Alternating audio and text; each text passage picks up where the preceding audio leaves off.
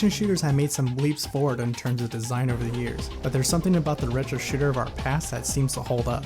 Luckily for us, developer Voidpoint is here to deliver one of the best takes on this classic genre that we have played in a long time.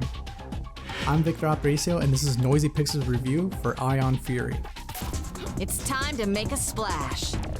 Ion Fury begins with Shelly Bombshell Harrison, a bomb disposal expert for the Global Defense Force, after she finds herself fighting an army sent by Dr. Jadis Heskel to take over Neo DC. And that's pretty much the entire plot of the game.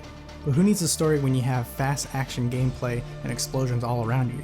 Ion Fury brings that signature level design of branching path that old school 3D Realm games are known for. Where more linear shooters feel like a hallway, Ion Fury presents a maze-like transversal that makes players want to check every nook and corner for any kind of reward. On top of that, levels have large buildings that tower over streets, hole-in-the-wall markets, and alleyways that make the world feel like the player is moving through it, instead of levels that have repeated assets or same square building blocks, giving off the feeling of running in circles. Once you do start finding your way around the missions, there are great sights to be seen. There are a variety of missions that players need to accomplish to get through these stages, and each show off their knowledge of a high-level game design by the developer.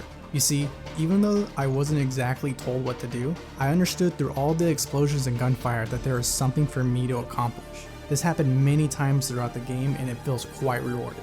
This is not the easiest game to get through, especially on higher difficulty. It is highly dictated by the management of health and the player's ability to keep moving. Again, as many players may already know.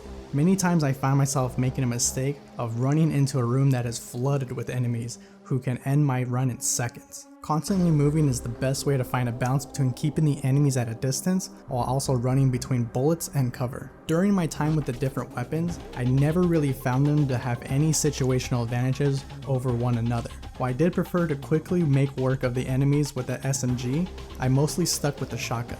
I found it to be more reliable because the issues I had with the bullet path corrections on the Magnum and the crossbow, especially when there is no penalty firing the shotgun at mid-range as it only took an extra shot or two.